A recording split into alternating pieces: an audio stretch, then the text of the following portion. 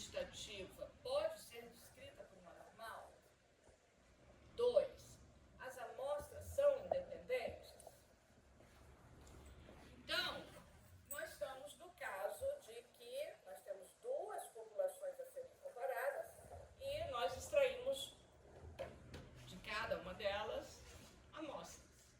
E nós estamos no caso que essas amostras são independentes. Então, nós estamos respondendo sim para a segunda questão. Mas, com relação à normalidade da variável de interesse, eu fiz os testes, eu olhei a minha descritiva e concluo que não pode ser descrita por uma normal. Eu também não vou fazer nenhuma transformação, ou seja, os dados não são normais. Então, quando eu tenho não normalidade e amostras independentes, e eu quero comparar duas populações, e eu estou numa métrica de intensidade, ou seja, ou eu estou com uma variável mesmo quantitativa, ou uma métrica ordinal que eu reconheço intensidade, eu tenho essas ferramentas. O teste U de Mann-Whitney, também chamado de Wilcoxon-Mann-Whitney, é o teste U porque a estatística originalmente proposta por Mann-Whitney, eles deram o nome U. Então, muitas vezes vai aparecer teste U de Mann-Whitney ou Wilcoxon-Mann-Whitney porque a primeira versão, né, foi proposta por Wilcoxon e depois estendida por Mann-Whitney. Nós temos o famoso teste de Kolmogorov-Smirnov. Então, esse é bem saboroso, esse teste de Kolmogorov-Smirnov, para duas amostras. Por quê? Nós estamos comparando duas populações. O que aconteceu?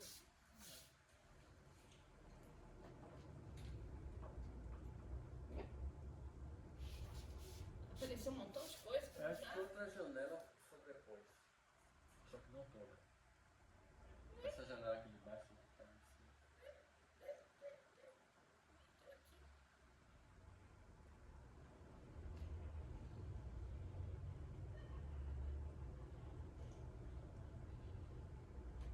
O que é isso?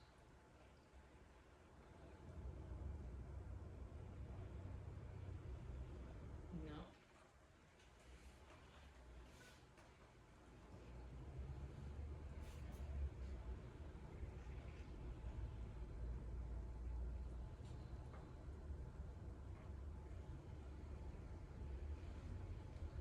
Ué, cadê?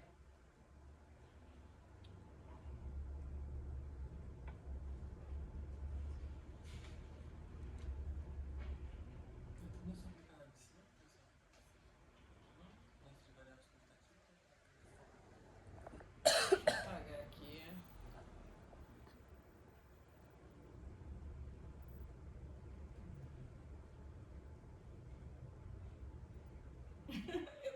O meu aparece uma coisa, aqui apareceu. Ele está como uma segunda janela. Então, deixa eu ver como é que eu vou fazer. Peraí. O que é? A apresentação de slides desse slide. Eu apertaria assim.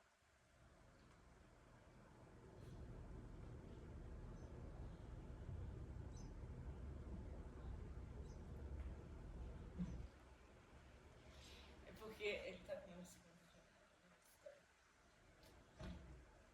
Será que vai? Tá certo agora? Então, o teste de Kolmogorov-Smirnov para duas amostras e o teste de Kremer-Von que eu falei para vocês. Então, o objetivo aqui é comparar funções de distribuições populacionais. Vejam que, como eu estou com uma métrica não normal, ou seja, uma distribuição não normal, esses testes, eles ampliam, eles não somente comparam médias, mas eles ampliam e podem comparar toda uma distribuição. Ok? Isso é bem interessante, isso a partir de duas amostras independentes. E nós vamos ver isso exatamente com Kolmogorov e Smirnov, que não vai comparar uma única medida de posição central, por exemplo, médio, mas vai comparar toda a distribuição. Então, o teste de Kolmogorov-Smirnov foi proposto por Smirnov em 1939, a partir da proposta de Kolmogorov em 1973. Então, aqui estão os dois caros, Andrei Kolmogorov, que já é nosso conhecido, né? E o Nikolai Smirnov. Os dois estatísticos soviéticos, então viveram na era soviética, por isso essa cara minha matada, tá? A gente tem essa. Não, eles gostavam muito de ir ao balé Bolshoi. A gente pode depois fazer uma ficção. Mesmo assim, estão com cara de técnico. Não é? Claro, eles foram arrasados durante a Segunda Guerra Mundial, gente. Mas eles que ganharam a Segunda Guerra Mundial. Mas 20 milhões, mais de 20 milhões Mãe morreram. Rússia não quer saber não. Então, Mãe Rússia não quer saber não, ela acredita o disso. Stalin, antes da guerra, matou Deus e todo mundo, né? Gente, bem interessante. Mas, olha, tá gravando aqui, mas olha, parênteses. Quando eu era aluna de graduação, a gente importava muito livro de probabilidade da editora Mir, da União Soviética, que era bem mais barato e uma qualidade muito boa. Papel, como é que chama aquele papelzinho? Seda, né? Papel. Então, eu tinha muitos livros da editora Mir. Em russo? Não, eu tinha em espanhol, muito, eles publicaram muito em espanhol, então a gente comprava muito em espanhol. E os clássicos, né, muitos. E também eu não sei onde está, a teoria de população, é tão engraçado que você olha assim, né? Tudo bem marxista, né? Bem, bom, e aí a universidade foi invadida pela Polícia Federal, nós fomos invadidos, saímos correndo, muita gente foi presa, aquela confusão toda. E nós tínhamos no departamento de estatística um armário cheio de livros de probabilidade. O tal de pegar os livros e guardar e sair com os livros. Iam falar que nós éramos revolucionários, que éramos mesmo, mas por ter livros de probabilidade da editora. Então, esse é bem um caso assim, coisa, né? E quando eu voltei do México, do meu mestrado, eu trouxe muitos livros na minha bagagem. E claro, eu trouxe toda a coleção Capital de Marx. E eu entro, né, o voo chegava no Rio de Janeiro, italiano, e a Polícia Federal, né, ia verificar toda a bagagem. Mentira. O que é isso daqui? É livro. O que está escrito aqui? E o medo, né? Mas deu tudo certo. A vida é bela. Para alguns, né? Mas a vida está difícil para outros. Então, tendo, né, essa contextualização, vejam que são pessoas que tiveram ideias brilhantes. Nós vamos ver essas ideias aqui. E são ideias brilhantes do que fica, são as ideias brilhantes e que são fáceis, né? São fáceis de compreensão. Então, o que faz o teste Kolmogorov e Smirnov? Ele pega a ideia de Kolmogorov. O que a gente viu no teste de adequabilidade proposto por Kolmogorov? Eu tinha uma função de distribuição teórica e comparava com a distribuição empírica. Lembra? Agora eu tenho duas distribuições empíricas. Então, eu vou ter duas distribuições empíricas, que S1 e S2, que são aquelas que eu observo, e que vão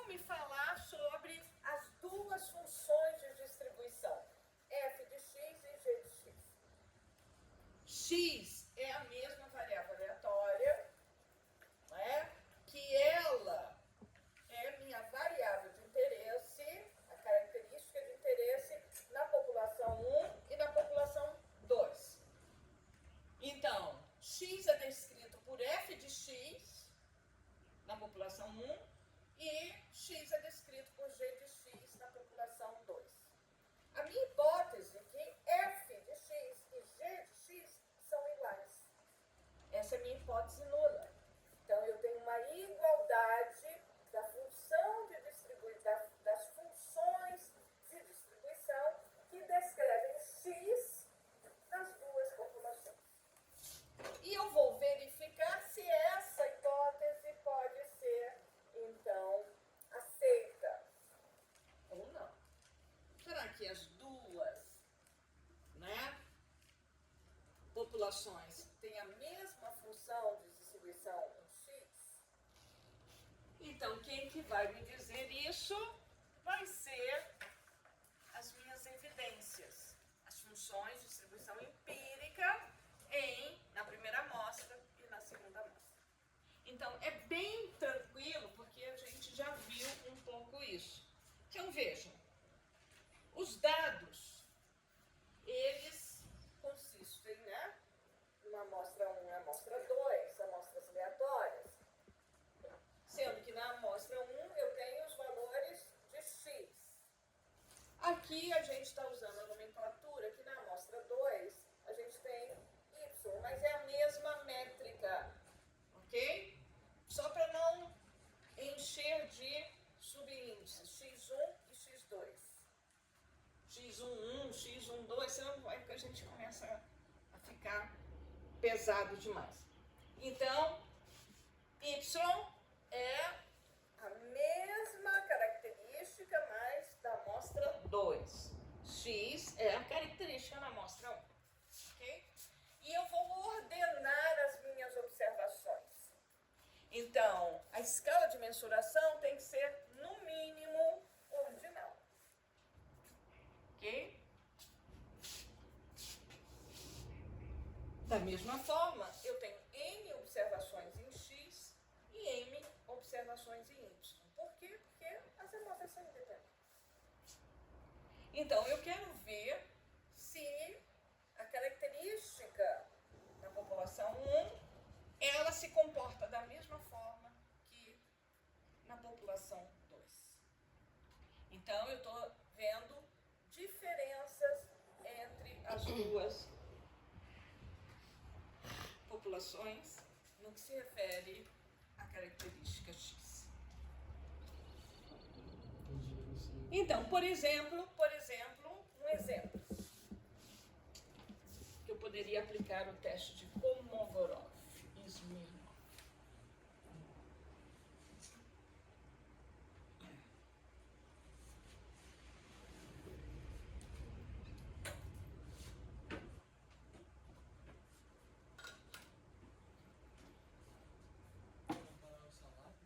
Comparar o salário de homens e mulheres. Então, eu tenho a população 1, que são as mulheres, claro, a população 2, os homens.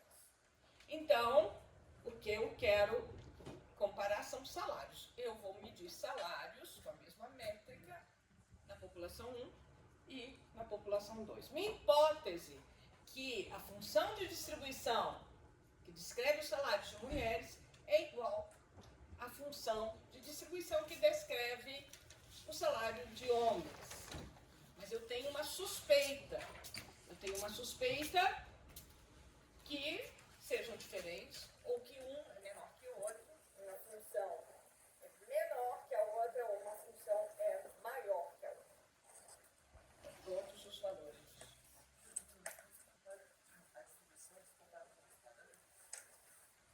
Porque, por exemplo, uma normal tem média 10, outra normal tem média 100.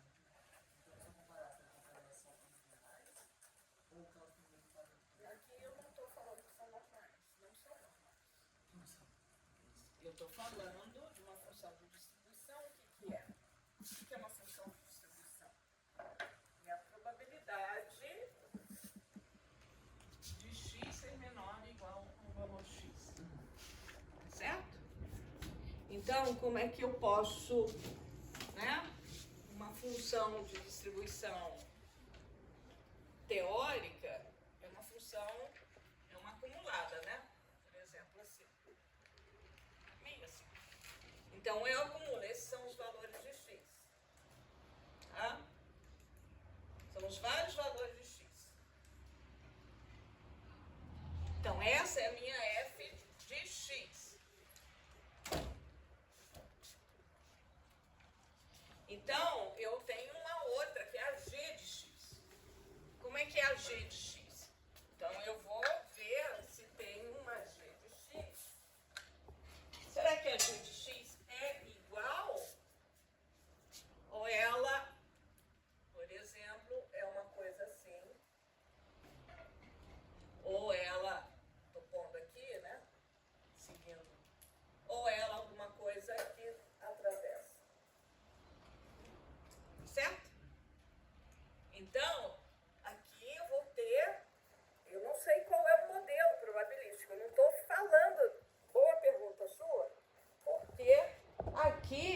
estou trabalhando com essas ferramentas, eu não estou falando, não estou preocupada com modelos probabilísticos que descrevem a variável aleatória x. Eu estou falando de uma função de distribuição. Mas eu não estou falando que eu tenho um modelo aqui que vai descrever a probabilidade de x ser menor ou igual a x. Não me importa. Eu tenho, sim, né, uma distribuição de probabilidades e uma função de distribuição. Só que essa função de distribuição f e g são desconhecidas. Se existe um modelo probabilístico que as descreve, pode ser, mas não vem ao caso. Mas elas não são a distribuição empírica, né? Não são. Não, isso daí, F e G são as minhas hipóteses. Estão nas hipóteses. O que são as hipóteses? São o que eu falo sobre a população. F e G devem ter parâmetros associados. Um, dois. Tem alguma, pode não ter um parâmetro específico. Tem sua média. Tem sua variância. Mas eu desconheço. Eu desconheço f de x. E então, desconheço é de g de x. O que eu estou falando é, será que g de x e f de x são iguais? Eu tenho uma suspeita que não, que elas não são iguais. Por isso eu vou fazer o teste. Ok? Então aí a gente está comparando as distribuições de x e y. Tipo, a gente está. Pois é, não. E aí, eu estou pondo o y aqui só para não ter. Eu estou falando sempre de x. O y é uma ajuda para eu não ter que usar muitos subíndices. Então, eu tenho duas populações ou grupos subpopulacionais. Então, eu tenho esses dois grupos. Aqui é a população 1 e aqui é a população 2. Aqui eu estou vendo a variável x e aqui eu estou vendo a variável x. Supostamente, tá? Aqui eu tenho uma função de distribuição que descreve x, só que eu não conheço. Aqui eu tenho uma função de distribuição que descreve x, só que eu não conheço. Ok? Então, eu vou extrair uma amostra de tamanho n e vou observar a minha variável aleatória x. Eu vou extrair uma amostra aleatória de tamanho m e vou observar também a minha variável aleatória x, só que aqui eu vou chamar de y só para não confundir que isso daqui é da primeira amostra e aqui é da segunda amostra. Porque aqui podia ser x1 e x2. Isso daqui são variáveis aleatórias. Então, aqui eu tenho, na amostra, eu tenho x barra, tenho s de x e tenho a minha função de distribuição empírica, s, aqui é essa variância, né? E eu tenho a função de distribuição empírica, que nós já vimos o que é uma função de distribuição empírica, que é acumulada, a frequência acumulada. Lembra? Aqui eu tenho y barra, tenho variância de y, eu tenho a s de y, que é a empírica.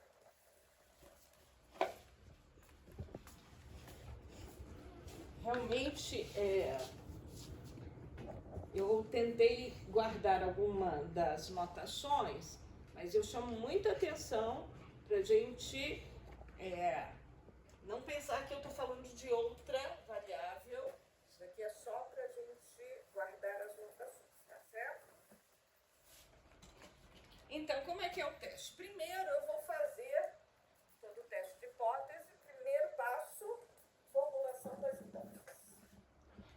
são as hipóteses nesse caso?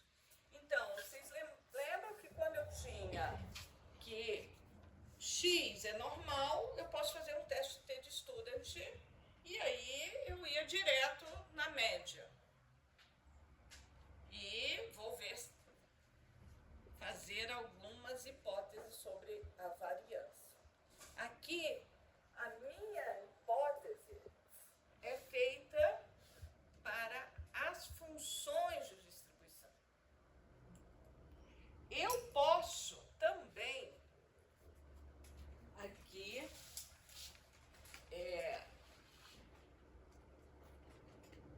o Kolmogorov é mais a função de distribuição. A função de distribuição, ela abarca tanto média, tanto as medidas de posição, como as medidas de variabilidade. É mais complexo.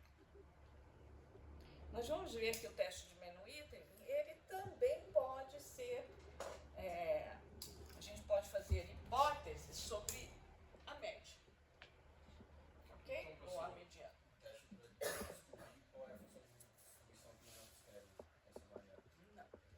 Esse teste não é para descobrir qual é. Esse teste é para saber se a população 1, que tem f de x, que a descreve, e a população 2, que tem g de x, que a descreve, eu quero saber se essas duas funções de distribuição são iguais. Não me importa quais sejam os modelos probabilísticos. Já vai saber isso, né? Não, não me importa.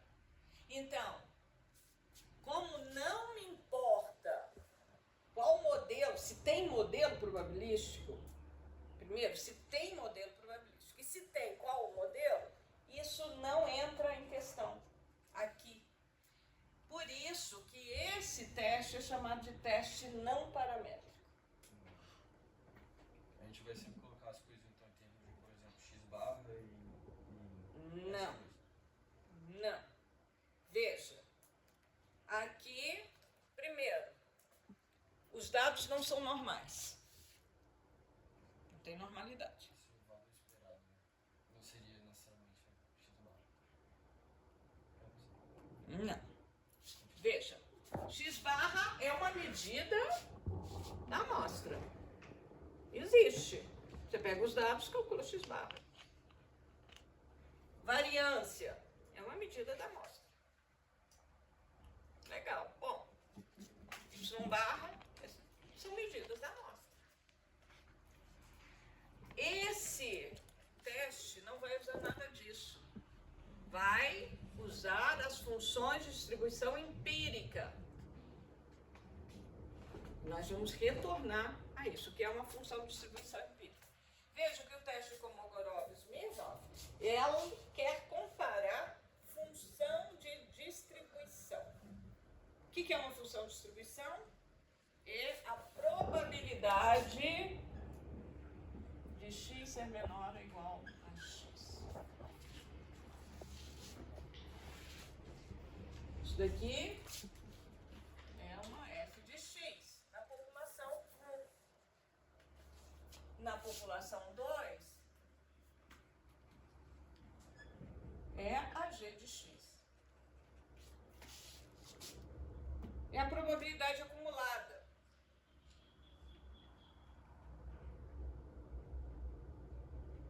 E vocês conhecem quais são as probabilidades acumuladas. Ok? Sim? Então vocês já fizeram introdução à probabilidade, com certeza. Cálculo de probabilidade 1. Já fizeram? A gente já faz sempre, a gente não faz. Então, mas com certeza a função de distribuição é a probabilidade acumulada. Então eu posso ter uma linear, pode ser, né? Pode ser alguma coisa assim. Ela é acumulada, vai acumulando. Certo? Então, sugiro ir nos capítulos de probabilidade do Sado, para ler bem sobre probabilidade acumulada. Então, vocês vejam sabe? Que não entra com probabilidade. Ninguém está falando de modelo. Só da probabilidade mesmo. Depois que entra com modelos probabilísticos. Não é isso? Então, primeira aula de probabilidade tem um conceito. Um conceito importante. E eu vou perguntar para vocês o que significa. O que é uma experiência aleatória? O que é uma experiência aleatória? Lina?